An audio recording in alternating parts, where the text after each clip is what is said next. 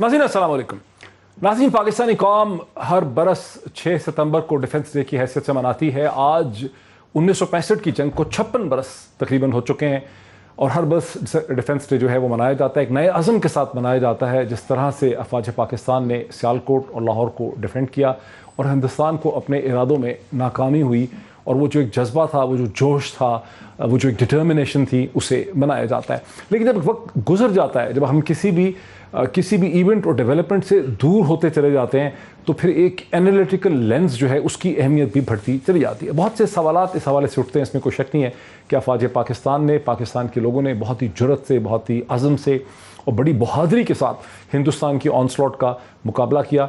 लेकिन 1965 की जंग हुई क्यों, कैसे हुई, हिंदुस्तान के अगराज़ व मकासद क्या थे, पाकिस्तान के क्या अगराज़ व मकासद थे, ये तमाम वो सवालात हैं जो अभी भी सोचने वालों के जहनों में आते हैं। और आज मेरी कोशिश होगी कि इन सवालात के हवाले से हम ये क्वेश्चंस उठा सकें। बहुत ही डिस्टिंग्विश्ड और इंटरेस्टिंग, बड़ा रेलेवेंट पैनल मेरे साथ है। स्टूडियोज़ में मुझे ज्वाइन कर रहे हैं जनाब डॉक्टर फारूक बाजवा साहब, जिन्होंने ट्विन हैट पहना हुआ इंटरनेशनल रिलेशंस का और इंटरनेशनल लॉ का, और 1965 और भी किताबें लिखी हैं, लेकिन 1965 के हवाले से बहुत ही इम्प्रेसिव, बड़ी वेल रिसर्च किताब इन्होंने लिखी, फ्रॉम कुछ टू ताशकंद।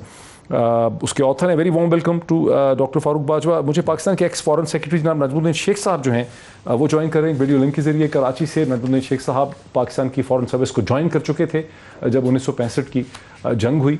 उस हवाले से भी मैं उनसे समझना चाहूँगा कि इसका बैकग्राउंड क्या था। और लेफ्टिनेंट जनरल अमजद शुएब साहब जो हैं, जो डिफेंस एंड स्ट्रेटेजिक एनालिस्ट हैं, आपकी जानिब सानी शख्सियत हैं, वो भी एक वीडियो लिंक के ज़रिए मुझे ज्वाइन कर रहे हैं। Very warm welcome to all of my guest. One second, अगर मैं इजाज़त दीजिए मुझे डॉक्टर साहब कि मैं बात का आगाज़ कर सकूँ नजमुद्दीन शेख साहब के साथ। नजमुद्दीन शेख साहब, प्रोग्राम से पहले मैंने आपसे पूछा कि आपने फ़ॉरेन सर्विस कब ज्वाइन किया। मैंने कहा मैंने 1961 में मैंने फ़ॉरेन ऑफिस ज्वाइन कर ली थी। तो ज़ाहिर है कि फ़ॉरेन सर्विस में थे आप 1965 में। क्या बैकग्राउंड था जिस बैकग्राउंड में हमने ये फ़ैसला किया कि हम कश्मीर में अपने गुरिल्लास को भेजेंगे, वो क्या कॉन्टेक्स्ट था? और 1965 में जबकि हिंदुस्तान को बड़ी सख्त शिकस्त का सामना था, डिमोरलाइज थी इंडियन फोर्सेस 1962 में लद्दाख में कॉन्फ्लिक्ट की वजह से, उस वक्त हमने अपने गुरिल्लास या अपनी फोर्सेस को ऑक्यूपाइड कश्मीर में क्यों मूव ना किया? देखिए, ये इस पे तारीख लिखी जाएगी। अभी तक जो तारीख लिखी गई है, इसमें बहुत सारे फ्लॉज हैं मेरी नज़र में। अगर मैं अपनी तजर्बा बताऊं 1965 की जंग का, तो मेरी नज़र में ये एक हद तक मिसकैलकुलेशन थी। और उस मिसकैलकुलेशन इसी बिना पे थी जिसका आपने जिक्र किया कि 1962 में हिंदुस्तानियों की शिकस्त हुई थी चीन के साथ लड़ाई में, और वो कुछ डिमोरलाइज थे। और उस पे और हमारे पास ये ख्याल था कि हमारे साथ अभी जो जिन पे हम रिलाय किया करते थे, ख़ास तौर पे अमरीकियों के, तो उन्होंने जो हमारे साथ डायलॉग शुरू करवाई, और उस डायलॉग में भुट्टो साहब ने स्वर्ण सिंह के साथ बातचीत की। उस बातचीत में से जिन नताइज का हमें उम्मीद थी, वो नताइज न निकले, और उसको आपने कन्वर्ट कर दिया कि ये सिर्फ एक टेरिटोरियल इश्यू है और इसमें क्या चिनाब लाइन बनेगी, दूसरी लाइन बनेगी, और स्वर्ण सिंह ने हर चीज़ को ठुकरा दिया था। तो ये एक हद तक बैकग्राउंड था। दूसरा बैकग्राउंड जिसका मैं जिक्र कर सकता हूँ वो ये कि मैं मॉस्को में पोस्टेड था, और मॉस्को में जब ताशकंद की मीटिंग्स हुई तो मैं अकेला था, क्योंकि हमारे सफ़ीर ताशकंद गए हुए थे प्रेसिडेंट के साथ, और वहाँ पे जो बातचीत हुई उसकी मुझे भिनक पड़ती रहती थी। मैं नहीं कहता कि मुझे पूरी तरह से ब्रीफ किया गया, लेकिन मुझे वहाँ पे ब्रीफिंग मिलती थी, और मुझे ज़्यादा पता उनसे चलता था जो सीनियर ब्रिटिश एम्बेसडर थे, अमेरिकन एम्बेसडर थे, जिनको पूरी तरह से इत्तला ताशकंद से आ रही थी। उसमें ये वाज़े हो रहा था कि साहब दुनिया ने और जो उस वक्त की ताकतें थीं, जिसमें सोवियत यूनियन एक तरफ और अमेरिका दूसरी तरफ, उन्होंने ये किया हुआ था कि साहब अब किसी किस्म का मुआहदा होगा, और उस मुआहदे में हिंदुस्तान का वज़न ज़्यादा असर अंदाज होगा, और उसकी वजह से جو اب اس کے بعد شاستری صاحب کی وفات ہو گئی تو وہ ایک اور پہلو تھا، لیکن اس وقت مجھے لگا کہ کسیگن جو کر رہے تھے. شیخ صاحب یہ بھٹو سورن سنگھ ڈائلاگ تھا، جو ذوالفقار علی بھٹو اور سورن سنگھ ڈائلاگ تھا جو امریکیوں نے انیشیٹ کروایا ہندوستان اور چین کی جنگ کے بعد 1962 میں، جب ہمیں چین نے کہا کہ آپ کے پاس موقع ہے اور ہمیں امریکہ نے کہا کہ نہیں ہم آپ کا حل نکالتے ہیں. اور اس وقت آئی تھنک پیٹر گالبریتھ یا جان گالبریتھ جو تھے وہ ایمبیسڈر تھے ہندوستان میں، اور پنڈت نہرو کو خطرہ تھا کہ پاکستان 1962 میں لداخ کا فائدہ اٹھائے گا. وہ خوفزدہ تھے، انہوں نے امریکنز کو ایکٹیویٹ کیا. اس موقع کے اوپر جو سوارن سنگھ بھٹو ڈائلاگ تھا، اس میں ہندوستان کیا دینے کو تیار تھا ہمیں کشمیر میں؟ دیکھیے وہ 8 راؤنڈ ہوئے تھے، اور ان 8 راؤنڈ کی شاہی صاحب نے ایک بہت ڈیٹیل ہسٹری لکھی تھی اپنے کنزمپشن کے لیے.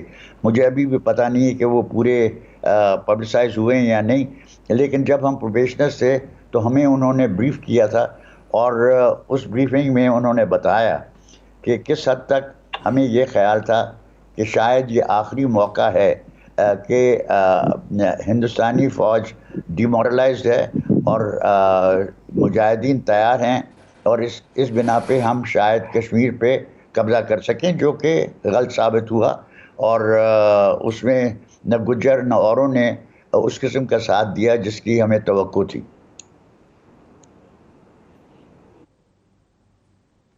اچھا جنرل امجد شعیب صاحب، کیا آپ ایگری کریں گے کہ ہم سے مس کیلکولیشن ہوئی؟ ہمیں 1962 میں انٹروین کرنا چاہیے تھا، ہم نے 62 میں نہیں کیا، اور 65 میں ہم نے اس وقت انٹروین کیا مقبوضہ کشمیر میں جب ہمارے پاس کوئی خاص تیاری نہیں تھی، اور وہ بہت بہتر اپنے آپ کو ری آرگنائز کر چکے تھے، اور انہوں نے حملہ کر دیا سیالکوٹ لاہور کے اوپر اور پریشر ریلیو کر لیا. انہوں نے ہم سے اسٹریٹجک مس کیلکولیشن ہوئی. بسم اللہ الرحمن الرحیم. دیکھیے بعد میں بھی یہ مس کیلکولیشن تھی کہ انٹرنیشنل بارڈرز پہ یہ نہیں جائے گی جنگ، کیونکہ کشمیر ایک ڈسپیوٹڈ ایریا ہے، اور کشمیر کے اندر ہماری سیز فائر وائلیشنز وغیرہ ہوتی رہتی تھیں، اور کئی دفعہ ہوا کہ ہم نے کوئی ایک پوسٹ پکڑ لی کبھی بھارت نے، تو یہ ایک ٹیریٹوریل ایشو کے طور پہ، کیونکہ اس زمانے میں یہ ایل او سی نہیں کہلاتی تھی، یہ سیز فائر لائن کہلاتی تھی. اور سیز فائر لائن کا مطلب یہ ہے کہ جنگ وقتی طور پہ رکی ہوئی ہے لیکن جنگ ختم نہیں ہوئی.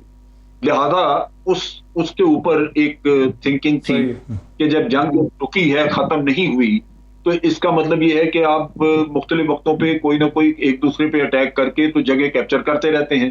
سو اپنی ڈیفینسو پوزیشن امپروو کرنے کے لیے کبھی بھارت کی طرف سے کبھی ہماری طرف سے وائلیشن ہوتی تھی، اور اس کو اسی تناظر میں غالباً دیکھا گیا. اس زمانے میں مس کیلکولیشن یہ تھی کہ انڈیا نے اپنی ٹروپس بھی موبلائز کیے اور وہ انٹرنیشنل بارڈرز پہ اس نے آ کے اٹیک کیا، جبکہ اس کی کہا جاتا ہے، مجھے اس کا خود تو ڈائریکٹ علم نہیں ہے، میں was a very junior officer then, لیکن یہ کہ ہسٹری میں یہ لکھا ہوا ہے کہ اس وقت بھٹو صاحب نے اس بات کی ایشورنس دی تھی، جو نیچرلی انہوں نے ادھر ادھر مختلف ملکوں میں ڈسکس کر کے تو کچھ فیلنگز لی ہوں گی کہ انٹرنیشنل بارڈرز پہ کچھ نہیں ہوگا.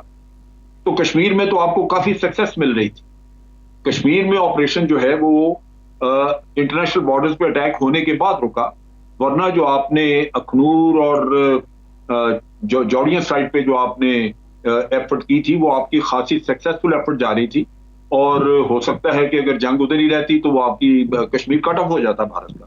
لیکن یہ منور ناکام ہوئی اسی وجہ سے، اور بھارت کو نظر آ گیا تھا کہ یہ پاکستان کی منور کامیاب ہو جائے گی اگر یہ انہوں نے انٹرنیشنل بارڈرز پہ نہ محاذ کھولا تو پاکستان ادھر سے رکے گا نہیں. نتیجہ یہ کہ انہوں نے جب انٹرنیشنل بارڈرز پہ کیا تو پھر کشمیر کا سارا قصہ رک گیا. تو یہ میرا خیال ہے مس کیلکولیشن زیادہ سیریس یہ ہوئی، ورنہ تو لیکن اچھا اب ٹھیک ہے، میں پھر آتا ہوں آپ کی طرف. بڑی انٹرسٹنگ یہ ڈسکشن ہے، بڑی انفارمیٹیو یہ ڈسکشن ہے، بڑی مختلف قسم کی یہ ڈسکشن ہے. ہمارے یہاں ہوتی نہیں ہے ایسی ڈسکشن کبھی. ذرا میرے ساتھ رکیں. ڈاکٹر فاروق باجوہ، آپ کا لائف لانگ آپ نے ریسرچ کی ہے ملٹری کانفلکٹ کے اوپر، اور آپ کی کتاب جو ہے فرام کچھ ٹو تاشقند، ایکسلنٹ بک.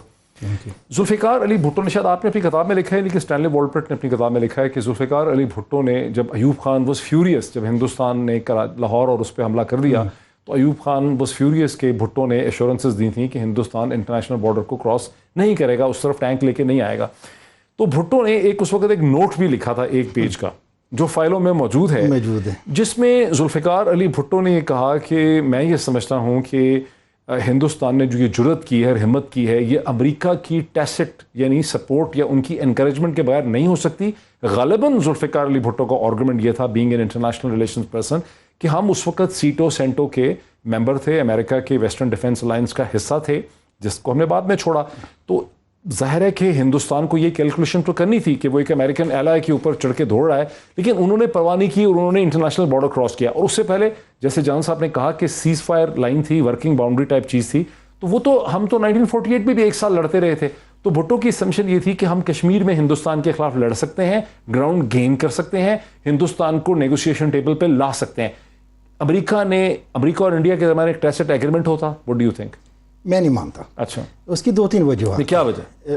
سب سے پہلے میں امریکہ سے ناراض نہیں ہوں, میں مائنورٹی میں شاید ہوں پاکستان. امریکہ سے ناراض 65 پہ نہیں ہے؟ بالکل نہیں, 65 کی وہ بول رہا ہوں. انہوں نے جو اسلحہ پاکستان کو دیا تھا 1950s میں, سیٹو سینٹو, انہوں نے صاف لکھا تھا کہ USSR کے خلاف ہم آپ کو اسلحہ دے رہے ہیں. ٹھیک ہے, بس آپ نے خبر. ہماری پھر کیوں یہ غلط فہمی تھی کہ ہم نے اس کو اپنے لیے استعمال کر سکتے ہیں؟ دیکھیں کافی غلط فہمیاں تھیں ہمارے پاکستان کی, یہ بھی ایک تھی. ہم نے سوچا کہ جلدی جلدی جنگ ختم کریں گے یا انڈیا کو ایسا ڈرائیں گے کہ وہ امریکہ کے پاس بھاگیں گے کہ آپ سیز فائر کرائیں, پلیبیسائڈ کرائیں, جیسے کچھ میں ہوا تھا. جنوری سے جون تک, جنوری 1965 میں پاکستان نے کچھ میں انڈیا کو کافی پریشر میں ڈالا تھا. امریکہ اور انگریزوں نے پریشر ڈال کے ایک کہا تھا کہ ایک بائنڈنگ آربیٹریشن کرواتے. ٹھیک ہے, پاکستان نے وہ دیکھا, انہوں نے کہا زبردست کشمیر میں ریپیٹ کرتے. سو دے تھاٹ کہ ایک فارمولا بن گیا ہے, فارمولا بن گیا فرام کچھ ٹو تاشکند. اچھا, کہ ہم ایسے کرے کہ انڈیا کو ڈرا دیں اخنور میں. اخنور ایکچولی میں جنرل صاحب سے تھوڑا سا اختلاف کرتا ہوں. اخنور 3 ستمبر کو ہم قبضہ کر سکتے تھے. بالکل کر سکتے تھے. ہم نے نہیں کیا. اختر ملک کو کیوں چینج کیا؟ اختر ملک کو چینج کیا, یا خان کو لائے, 2 دن بیٹھے رہے. 6 ستمبر سے پہلے ہم اخنور کو کیپچر کر سکتے. مقصد کیا تھا کہ ہندوستان زیادہ ناراض نہ ہو جائے؟ ایک تو زیادہ ناراض, اور لاہور پہ نہ حملہ کرے. یہ ہماری سوچ تھی کہ اگر ہم نے اخنور کو کیپچر کیا لاہور پہ لازمی وہ کریں گے. جنرل صاحب, ایوب خان اور موسیٰ یہ سوچ رہے تھے کہ اخنور کو نہ لیا جائے, اسی لیے اختر ملک کو چینج کیا, کمانڈ چینج کر دی. یحییٰ خان نے 2 دن ضائع کیے, اخنور فال کر جاتا تو ہم جموں کی طرف بڑی تیزی سے موو کر سکتے تھے, لیکن ہم موو ہی نہیں کرنا چاہ رہے تھے. کیا کہیں گے آپ؟ یہ ایسے نہیں تھا. جہاں تک میری انڈرسٹینڈنگ ہے, میں نے آرمی میں مختلف وقتوں پہ مختلف لوگوں سے جو ڈسکشن ہوتی رہی, خاص طور پہ اس زمانے میں, وہاں ایک پرسنل ایشو تھا. جنرل یحییٰ کو وہ سامنے لانا چاہتے تھے ایوب خان, اور ان کو نظر آ رہا تھا کہ اخنور اب بالکل ہمارے ہاتھ میں ہے. یہ کمانڈ یعنی بدلنا ان کے لیے صرف یہی تھا کہ یہ ٹرافی جنرل یحییٰ کو مل جائے, کیونکہ اس کو وہ آگے چیف لانا چاہ رہے. نہیں سر, لیکن کمانڈ آپ نے بدل دی. ایک جیتی ہوئی جنگ میں آپ ڈائنامک تھے. نہیں بٹ جان صاحب, ہمارا موومنٹ تھا, ہمارا آرمورڈ موومنٹ ہو رہی تھی, ہم اخنور میں داخل ہو سکتے تھے چند گھنٹوں پہ. آپ نے کمانڈ چینج کر دی, 2 دن ضائع ہو گئے, انڈینز کو ری گروپ ری آرگنائز کرنے کا موقع مل گیا. میں وہی تو کہہ رہا ہوں کہ ایک چھوٹا مقصد حاصل کرنے کے لیے آپ نے ایک بہت بڑا مقصد جو ہے وہ سیکریفائز کیا. یہ ایک بہت بڑی غلطی تھی. ویسے بھی آپریشن میں کمانڈ چینج کرنی نہیں چاہیے کبھی بھی, اور وہ کبھی ہو جاتا ہے کہ اگر آپ کا کمانڈر ایلیمینیٹ ہو گیا, کوئی اور وجہ ہو گئی, آپ نے سیک کر دیا, یہ ایلیمینیٹ ہو گیا, تو پھر تو مجبوری. لیکن یہاں تو وہ بڑا ٹھیک ٹھاک آپریشنز کو چلا رہے تھے. کبھی ان کو یہاں سے رستے سے ہٹایا گیا تھا, ان کو آپ نے ٹرکی بھیج دیا تھا, وہ سینٹو میں چلے گئے تھے جنرل اختر, ان کو بالکل یعنی سسٹم سے باہر کر دیا تھا. اور یہ یحییٰ خان کو پراپ اپ کیا گیا, یحییٰ خان کو پروموٹ کر کے اوپر لانا تھا, جس کی وجہ سے ان کے سر پہ یہ تاج سجانے کے لیے کہ یہ اخنور کے فاتح کہلائیں, یہ سارا کیا. جو 2 دن کی ڈیلے تھی وہ یحییٰ خان کی مجبوری تھی. وہ اچانک جب وہ وہاں پہنچے اس کو پتا نہیں تھا, تو نیچرلی پہلے اپنے آپ کو ان پکچر کیا, ڈیسیژن میکنگ, یہ وہ ٹروپس لائن اپ کیے, تو اس میں وقت ضائع کیا. لیکن یہ وہی بہت بڑی غلطی ہے. اس کو ہمیشہ غلطی سمجھا جاتا ہے کہ ایک چھوٹا مقصد حاصل کرنے کے لیے ایک بہت بڑی اسٹریٹجک نیچر کی غلطی کی, جس سے پاکستان کو نقصان ہوا. یعنی ایوب خان نے انفارچونیٹلی اقربا پروری کی اپنے ایک بندے کو پروموٹ. جی کوئکلی میں کہوں گا کہ جنگ کے بعد کسی نے پوچھا یحییٰ خان کو کہ آپ نے کیوں نہیں اخنور کیپچر کیا. اچھا, اس نے کہا مجھے اجازت نہیں تھی. اجازت نہیں تھی. اس نے کہا اپنے منہ سے کہ آپ کو پتا کہ مجھے اجازت نہیں تھی. یہ ہسٹری میں لکھا ہوا ہے. یعنی یحییٰ خان کو اوپر سے پرمیشن نہیں تھی کہ اخنور کو لینا ہے. जनरल अख्तर मलिक ये एक आम कमांडर नहीं था, पूरा प्लान अखनूर का उनका था। हाँ, अयूब खान साहब ने उनको जून में कहा था, पढ़ा है कि he was a brilliant commander, brilliant commander, plan ही उनका था। हाँ। A to Z उनको क्यों रिमूव करते एक आदमी को जिसने A to Z operation grand slam plan का नाम था, अखनूर को कैप्चर करने का। अखनूर से जम्मू कितना दूर था? अखनूर से जम्मू और श्रीनगर की सड़क थी, वो कट जाती। ये एक्चुअली अखनूर का था, वो चिकन नेक उसको कहते हैं। वो ले लेते अखनूर, जम्मू और श्रीनगर की सड़क थी, सारा मसला ही हल हो जाता। सारा मसला हल हो जाता। इसलिए तो आम कमांडर नहीं थे, यही मेरी बात है। अख्तर मलिक एक आम जनरल, चेस प्लेइंग जनरल जिसने अयूब खान को स्पेशल कमांड दिया था इस वजह से कि आपने अखनूर कैप्चर करना है। तो उनको निकाला गया एक आदमी को। बाद में जब ये मैं कह रहा हूँ कि जब मैंने रिसर्च की थी, याहिया खान को एग्जैक्टली लोगों ने ये सवाल पूछा कि आपने क्यों नहीं अखनूर लिया, उसने कहा मेरे पास इजाज़त नहीं थी। उन पता नहीं, अल्लाह जाने क्या असल कहानी है, लेकिन उसका जवाब अयूब खान को नहीं पूछा। अयूब खान को किसी नहीं पूछा, लेकिन मेरी जो रिसर्च है, मेरी जो अंदाज़ा है, मैं कह नहीं सकता, अभी तो सब फोत हो गए, अल्लाह सबको। अच्छा, लेकिन आपने मेरे पिछले क्वेश्चन को आपने कहा कि मैं अमेरिकन के खिलाफ नहीं हूँ, मैं एक नाराज़ पार्टी नहीं हूँ। मेरे क्वेश्चन अमेरिका के खिलाफ नहीं था, मेरा मकसद ये था कि अमेरिका अगर हिंदुस्तान के साथ है तो मैं उस पर कोई हमें नाराज़गी की बात नहीं है। क्वेश्चन ये है कि हम अमेरिका के पार्टनर थे, असला तो एक अलग इशू है ना, ठीक है। उस वक्त सीज फायर बाउंड्री के खिलाफ तो हमारी स्कर्मिशेस हिंदुस्तान से होती रहती थी, ठीक है। हम हिंदुस्तान पे प्रेशर डाल रहे थे across the cease fire line, अपनी पोजीशन इंप्रूव कर रहे थे, उनको नेगोशिएशन पे हम लाना चाहते थे, अगर हम चिकन नेट को काट देते। बिल्कुल। लेकिन हिंदुस्तान का इंटरनेशनल बॉर्डर क्रॉस करना, मैं ये क्वेश्चन उनसे भी पूछूंगा जनाब से, फॉरेन सेक्रेटरी साहब से, नजमुद्दीन शेख साहब से, ये एक बड़ा स्टेप था, उनको ये हिम्मत कैसे हुई अगर उनको अमेरिका का टैसिट अप्रूवल नहीं था? बहुत बड़ा स्टेप था। मेरे ख्याल है कि अमेरिका फ्रैंकली कश्मीर से तंग हो गया था सुन के।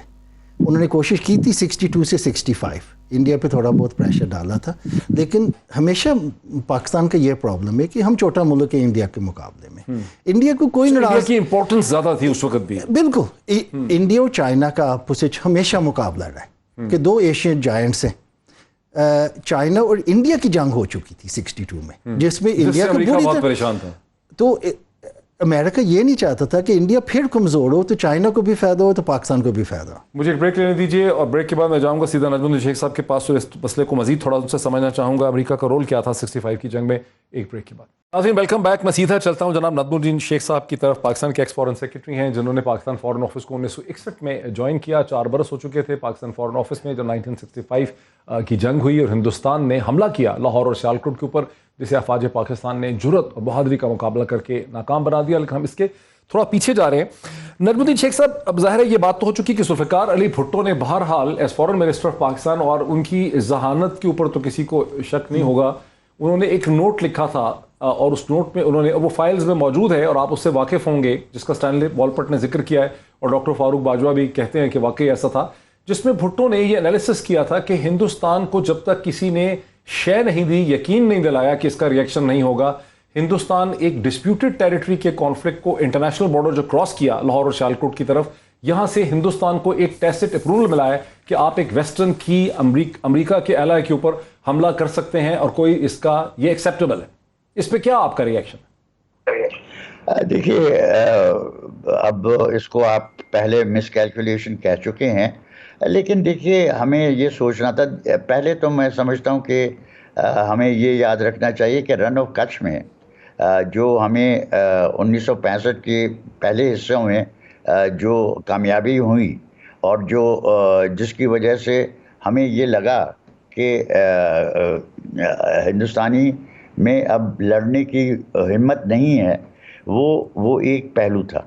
दूसरा पहलू ये था कि जो हमारी नेगोशिएशंस हुई थी 63 में, ये 8 राउंड जो जिसका मैंने पहले जिक्र किया, उनमें हमने देखा कि स्वर्ण सिंह आगे बढ़ने को तैयार नहीं था और हमारे दोस्त थ्योरेटिकली हमारे इत्तेहादी जिनके हम मोस्ट एलाइड ऑफ एलाइज थे, उन्होंने इस किस्म का प्रेशर डाला नहीं। हाँ, और उस प्रेशर की सिलसिले में आप अगर उनका अकाउंट पढ़ें जो वहाँ पे अमेरिकन थे, तो आपको ये पता चलेगा कि वो कह रहे थे कि यार किसी तरह पाकिस्तान को ज़रा ठंडा रखो, क्योंकि हमें अब 63 के बाद उन्होंने कहा कि हमें हिंदुस्तान की मदद करनी है اور آپ ہمارے راستے میں نہیں آئیں گے. یہ واضح طور پہ انہوں نے پاکستان سے کہا تھا کہ آپ اس میں انٹرفیئر کرنے کی کوشش نہیں کریں گے. تو ہمارے لیے ایک حد تک یہ صحیح ہے کہنا کہ بھائی 65 میں یہ نظر آیا کہ اگر کوئی موقع ہے تو ابھی ہے.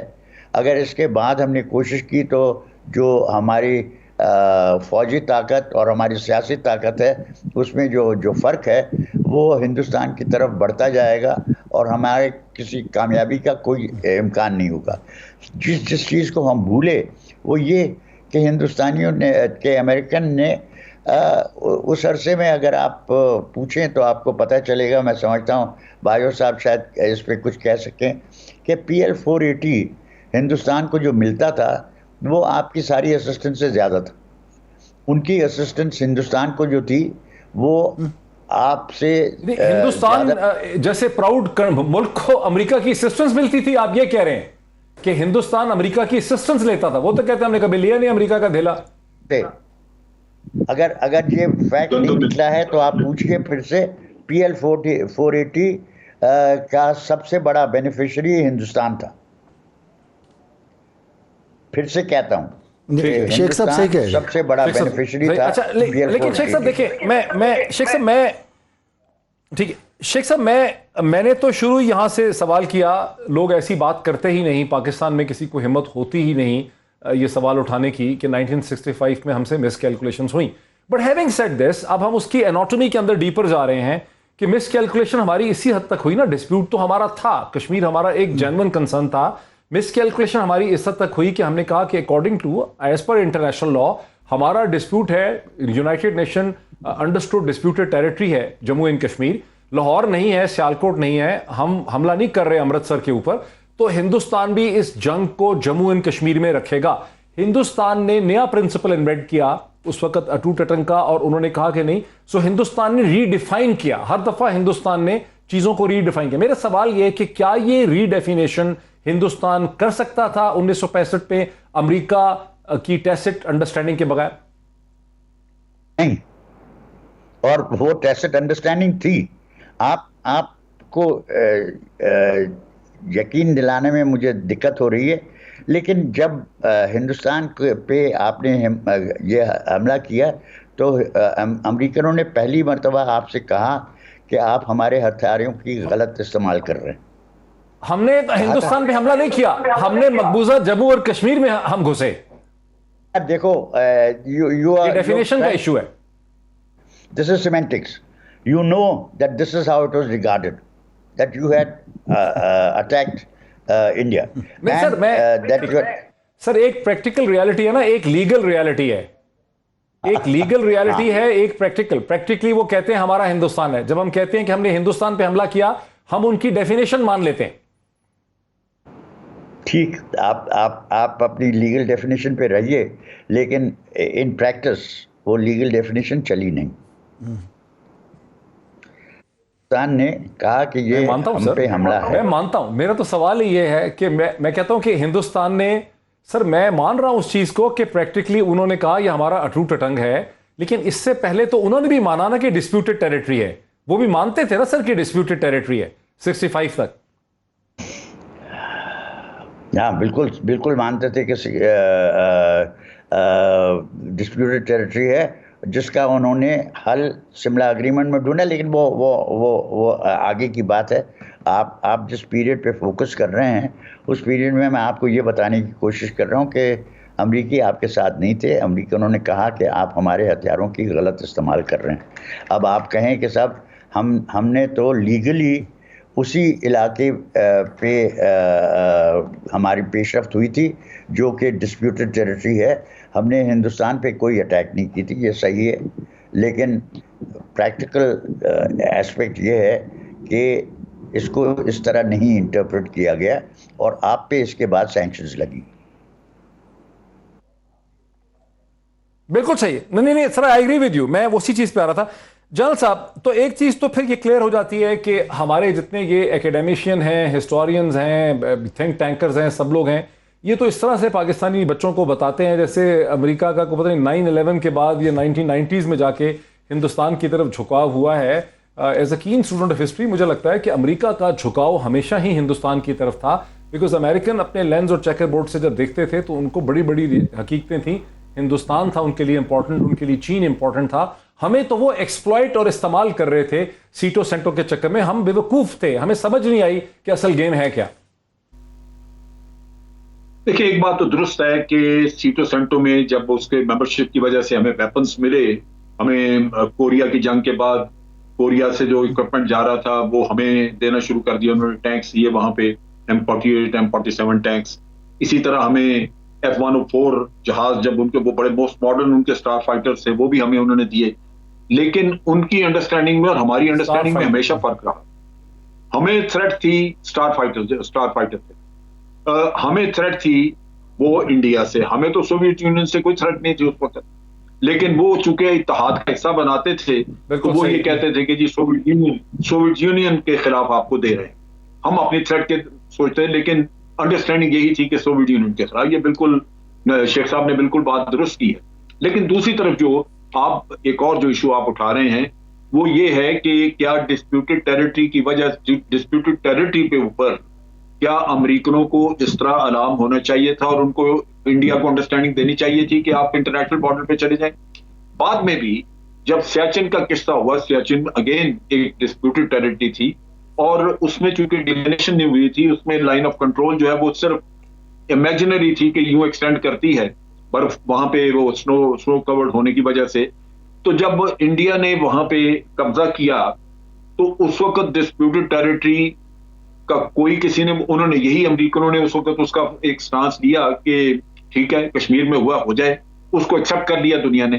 جب آپ نے کارگل کا کیا تو آپ کو کہا جی آپ پیچھے ہٹیں، حالانکہ وہ بھی ڈسپیوٹڈ ٹیریٹری تھی. اسی نالوجی کے اوپر آپ کارگل میں ایکشن کر رہے تھے کہ اگر دنیا ایکسپٹ کر رہی ہے سیاچن کو کہ یہ ڈسپیوٹڈ ٹیریٹری میں آپ کا آگے پیچھے ہو سکتا ہے تو پھر یہ کارگل بھی ہو سکتا ہے.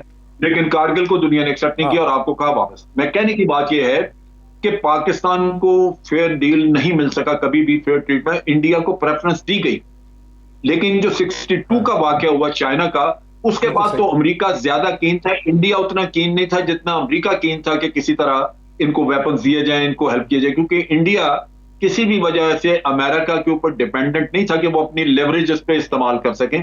جب وہ ویپن سسٹم دے دیتے ہیں تو پھر آپ کی ڈیپینڈنس بڑھنا شروع ہوتی ہے، پھر آپ ان کو سننا شروع کرتے ہیں، پھر وہ آپ ان کو ان کی بات سننا شروع کرتے ہیں. لہٰذا وہ چائنا کے خلاف کھڑا کرنے کے لیے ایگر تھے، زیادہ کین تھے کہ ان کو ویپنز دیے جائیں. لہذا پاکستان کو اس کے بعد انہوں نے وہ اہمیت نہیں دی جتنا وہ انڈیا کے پیچھے لگے ہوئے تھے کہ کسی طرح ان کو اکوپ کر دیا جائے. تو یہ وہ ایشو آیا جو ہم غالباً میرا خیال ہے کہ ہم اس وقت ایویلویٹ نہیں کر سکے، اور ایک مس انڈرسٹینڈنگ ہوئی کہ جناب ہم ڈسپیوٹڈ ٹیریٹری میں جا رہے ہیں تو پھر کیا ہوا، انٹرنیشنل بارڈر پہ نہیں ہوگا. یہ آپ کی بات درست ہے کہ لازماً ذرا رکیں یہاں، امریکہ نے ذرا رکیں یہاں پہ ہوگی. جی جان صاحب ذرا رکیں. ناظرین میں سے ہو سکتا ہے کچھ کو بھی پریشانی ہو رہی ہو، اور ڈاکٹر فاروق باجوہ کو بھی اور بھی پارٹیسپینٹس کو پریشانی ہو رہی ہے. ہمارے یہاں اتنی کھل کے ڈسکشن ہوتی نہیں ہے، لیکن اصل میں ہمیں ڈسکشن کھل کے کرنی چاہیے تاکہ چیزیں سمجھ آئیں. اب دیکھیں اس میں ڈیفیکلٹ پوائنٹ یہ ہے، میں فلی ایگری کرتا ہوں نجم الدین شیخ صاحب سے، فارن سیکرٹری صاحب سے، کہ یہ سیمینٹکس ہے، اور پریکٹیکل حقیقت یہ تھی کہ جب ہم نے کشمیر میں ٹروپس داخل کیے تو اس کو ہندوستان نے یہ کہا کہ یہ ہماری ٹیریٹری میں آ گئے ہیں، اور انہوں نے اپنی کانٹنجنسی پلان تھی، حملہ کر دیا لاہور سے سیالکوٹ کے اوپر. ٹھیک، لیکن پھر جو دوسری چیز ہے امریکہ کی جو ڈبل سٹینڈرڈز ہیں وہ بھی سیمینٹکس ہیں. ہمارے پاس اگر اسٹار فائٹر ہے اور ہمارے پاس امریکن ابرام ٹینک ہے، ایک اور چیز ہے. جھگڑا ہمارا ہندوستان سے، ہمارا تو روس و چین سے جھگڑا ہے نہیں، ہمارا کسی کمیونسٹ پاور سے ملٹری کانفلکٹ تو ہونا نہیں تھا. یہ جو پوری فکشن تھی کہ ہمیں جو اسلحہ دیا گیا ہے، یہ تو ہم نے اسلحہ، آپ نے کہا نا یہ کہ انہوں نے ہمیں اسلحہ دیا تھا، یہ تو پھر جھوٹ تھا، یہ تو کھلا تضاد تھا، یہ تو ایک منافقت تھی، ڈبل سٹینڈرڈ تھا. اس کو آپ کیسے ڈیفینڈ کر رہے ہیں؟ آپ کہہ رہے ہیں انہوں نے ہمیں اسلحہ دی، وہ خود بھی ڈیفینڈ کرتے ہیں منافقت میں کہ جی ہم نے اسلحہ آپ کو دیا تھا، ہم نے لڑنا تھا کوئی سوویت یونین سے؟ ڈاکٹر صاحب ہمارا کیا جھگڑا تھا کہ ہمیں ٹینک استعمال کرنے تھے یا اسٹار فائٹر کرنے تھے؟ کہاں کرنے تھے ہم نے؟ ڈبل سٹینڈرڈ دونوں طرف تھے. فرینکلی ہمیں بھی پتا تھا کہ ہم نے کبھی سوویت یونین کے خلاف نہیں لڑنا. جو ہمارے پاس F-16 ہے، ہم نے ان کا نہیں اڑانا ہے SU. جو پیکٹ ہمارے سامنے رکھتے تھے ہم سائن کرتے تھے. ہم نے C2 بھی جوائن کیے. C2 پاکستان کہاں آتا ہے C2 میں؟ ساؤتھ ایسٹ ایشیا میں بنگلہ دیش ایسٹ پاکستان تھا اس وقت، لیکن وہ بھی نہیں بنتا. ہم نے پوری کوشش کی، چونکہ ایکچولی دیکھو یاد رکھنا چاہیے کہ 1947 پہ ہماری بہت بری حالت تھی. ہمارے پاس کوئی فوج نہیں تھی، हमारे पास लिटरली कहते हैं, अयूब खान अपने मेमोइर्स में हमने लिखते अपने हैं, आप को स्ट्रक्चरली बिल्ड किया अमेरिका की मदद से। हमें भी पता था ये दोनों खेल खेल रहे थे। हमें भी पता था कि हमारी सोवियत यूनियन से कोई जंग नहीं, उन्होंने भी पता था कि एक न एक दिन इन कमबख्तों ने इंडिया के खिलाफ ये इस्तेमाल करना है। दोनों तरफ से थी। तो उन्होंने अपना कार्ड खेला। तो उन्होंने अपना कार्ड खेला। मैंने और भी एक रिसर्च की थी, इंडिया ने एक्चुअली 1950 से ये कंटिजेंसी प्लान रखी थी कि अगर कश्मीर में हमला हुआ तो हम अंडर प्रेशर हुए, हमने लाहौर पे हमला करना है। ये हमारी फेलिंग थी, कमज़ोरी थी ISI की, मिलिट्री इंटेलिजेंस की, जो भी कहें। हमें ये पूरा यकीन होना चाहिए था कि अगर हमने कश्मीर पे एक्चुअल अखनूर या जम्मू या श्रीनगर पे कब्जा करने की कोशिश की तो कामयाबी के करीब आए। वो लाहौर पे। ब्रेक से पहले एक क्रिटिकल क्वेश्चन ना, हम सभी खेल खेल रहे थे, खेल तो खेला ही जाता है, बिल्कुल, ये डिप्लोमेसी में होता है। अगर हम न रुकते, अखनूर ले लेते, जम्मू श्रीनगर सड़क को चिकन नेक पे काट देते, उसके बाद अमेरिका कुछ करता, रूस कुछ करता, हम एक स्ट्रॉन्ग पोजीशन में जाके बैठ जाते, फिर हम हिंदुस्तान से नेगोशिएशन कर सकते थे कि आयरन टेबल पे let's decide something. M I right? 100%। अगर अखनूर को कैप्चर करते, इंडियंस एक्चुअली वो जम्मू तक पहुंच गए थे भागे भागे। वो इतने डर गए थे। आर्टिलरी हमारी जो अमेरिकन की थी, वो तो क्रेडिट देना चाहिए अमेरिकन को, जो आर्टिलरी उन्होंने पाकिस्तान को दी। इंडियंस तो लिटरली भाग गए थे। जब अखनूर पे वो शुरू हो गया ऑपरेशन ग्रैंड स्लैम, वो लिटरली भाग गए थे। वो इनफैक्ट बाद में इंडियन जनरल्स ने देखा कि हमें शर्म आई कि इंडियन गनर्स ने अपने बंदूकें छोड़ के भाग गए थे, क्योंकि इतना प्रेशर था हमारा। अखनूर ले लेते, जम्मू हमारे सामने था, श्रीनगर लेफ्ट पे था। जनरल साहब, last question before the break, फिर मैं शेख साहब के पास जाऊंगा after the break. So basically तौर पर अगर हम वो अपॉर्चुनिटी अयूब खान जाया ना करते कमांड चेंज करने की, हम अखनूर ले लेते, चिकन नेक को काट देते, जम्मू श्रीनगर, तो हिस्ट्री डिफरेंट हो जाती। बिल्कुल, ये जो कहना, ये बाजवा साहब कह रहे हैं, या ने कहा होगा कि मुझे इजाजत नहीं थी, लेकिन कमांड का चेंज करना ही गलत था। एक्चुअली तो सारा पासा तो वहां पलटा। आपको ऑपरेशन के दौरान, जबकि ऑपरेशन एक बिल्कुल डेवलप हो रहा है और उसकी अपने टर्मिनल स्टेजेस पे आ रहा है, आप कमांड चेंज कर रहे हैं, तो गलती वहां होगी। लेकिन एक चीज जो अभी बात कर रहे थे बाजवा साहब, मुझे ये एजाज हासिल है कि इंडियंस वहां पे जो भाग के अपना असला छोड़ के भागे, उनमें आर्टिलरी रेजिमेंट कंप्लीट थी, और मेरी सबसे पहली रेजिमेंट वही थी जो उनके असले के ऊपर हुई। तो मैंने उसमें I was there first original officer, जिसने कि वही गन्स ले जाके, तो हुसैनी वाला में फिर वो गन्स इंडियंस के ऊपर फायर, वो वापस इंडियंस पे फायर की हमने। तो ये एक फील्ड जजमेंट पूरी साजो सामान के साथ छोड़ के इंडियंस भाग गए थे वहां पे अखनूर में, और फिर वो हमारे पास आई और मुझे उसमें पोस्ट किया गया, and I was the first original officer. Sir congratulations and thanks for telling us. एक ब्रेक मुझे लेने दीजिए, फिर हम आते हैं अब जरा लाहौर सियालकोट की एग्जैक्ट बैटल पे, चवंडा के ऊपर, आफ्टर द ब्रेक।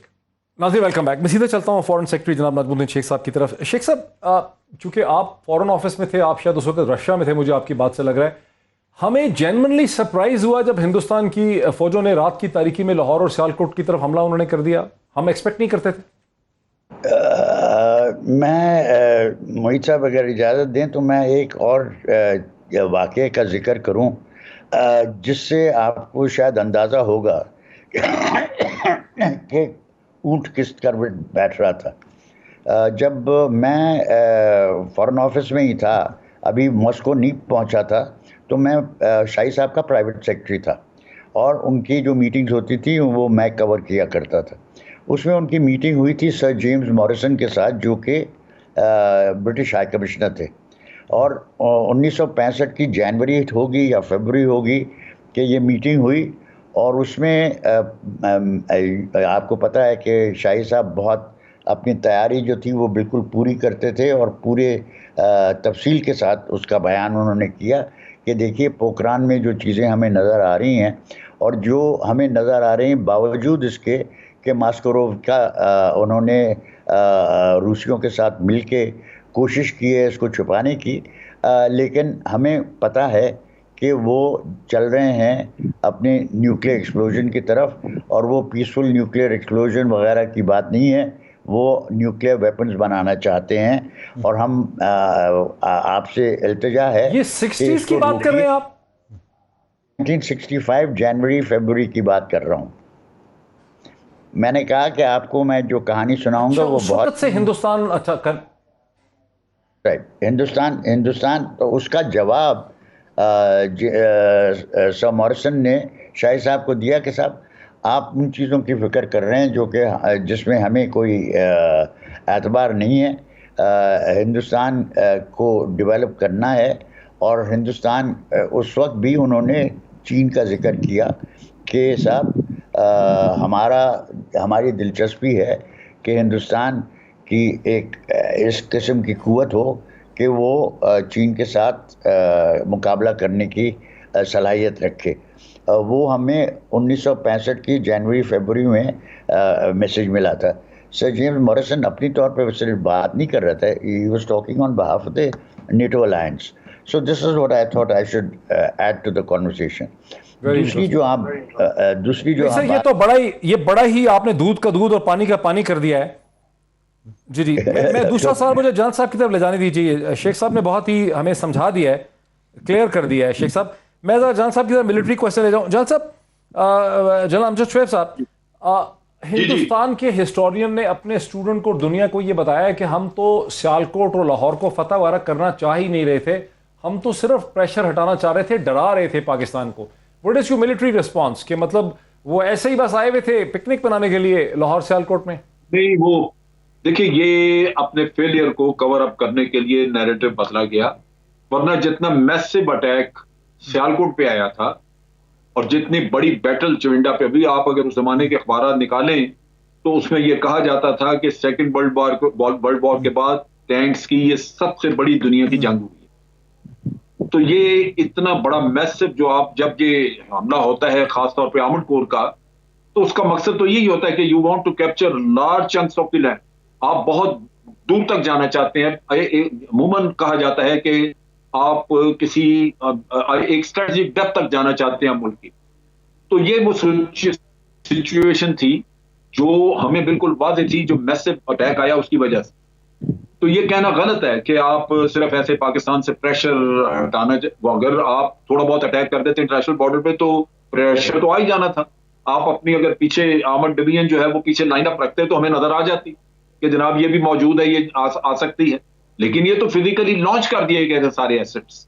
اس کا مطلب یہ ہے کہ they didn't have anything else in the kitty, جو تھا وہ انہوں نے سارا ڈال دیا ہوا تھا.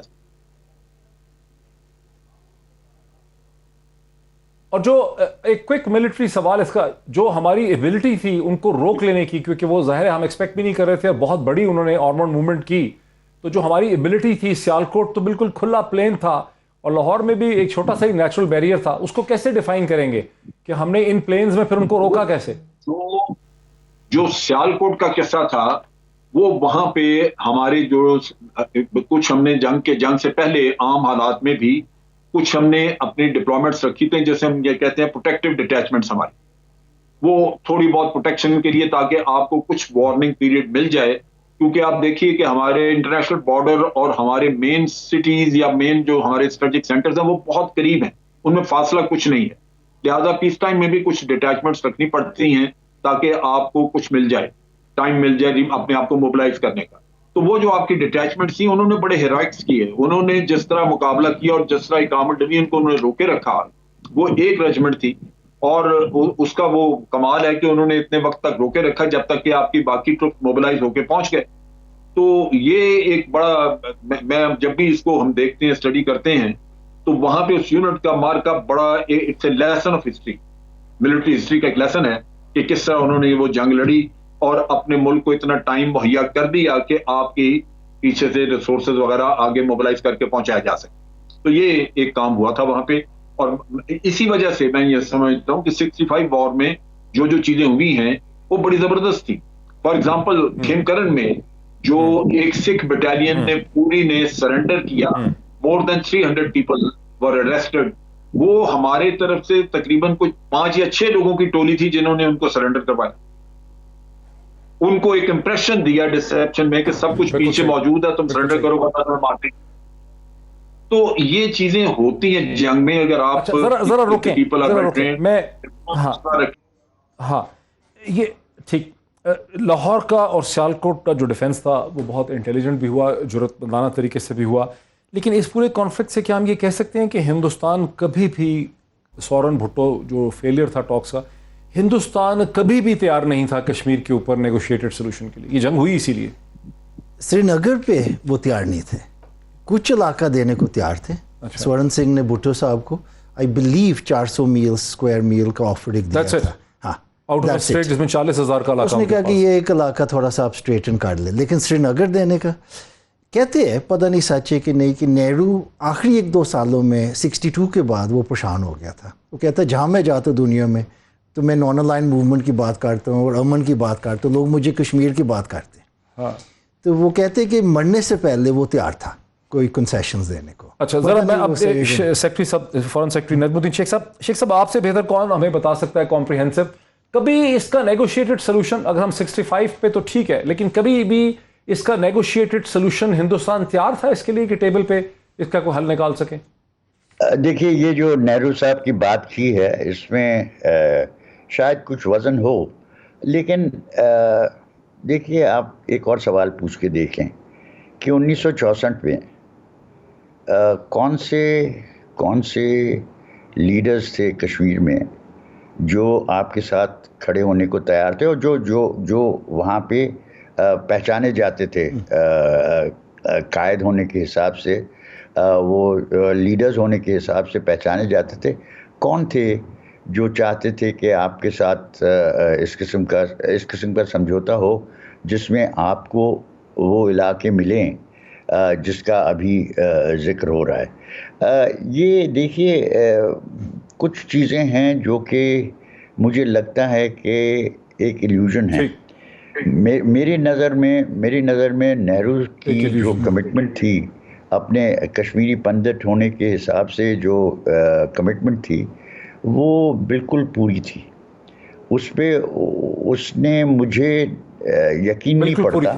जी शेख साहब, मेरा वक्त बिल्कुल ख़त्म हो गया। मेरे तमाम मेहमानों का बहुत शुक्रिया। पाकिस्तान डिफेंस डे मनाता है आज 56 बरस हो गए हैं जिस बहादुरी से, जुर्रत से, जिस प्रोफेशनल एफिशिएंसी से अफवाज पाकिस्तान ने हिंदुस्तान के एक हमले को लाहौर और सियालकोट पर नाकाम बनाया, जो इंटरनेशनल लॉ की खिलाफ वर्जी थी, जो उन्होंने पाकिस्तान पे हमला किया, वो आज भी पाकिस्तान की कौम को जो है उम्मीद दिलाता है, उसे हिम्मत देता है, और ये हमारे लिए इसीलिए हम डिफेंस डे के तौर पर मनाते हैं। ये डिस्कशन उसी हवाले से थी। बहुत शुक्रिया।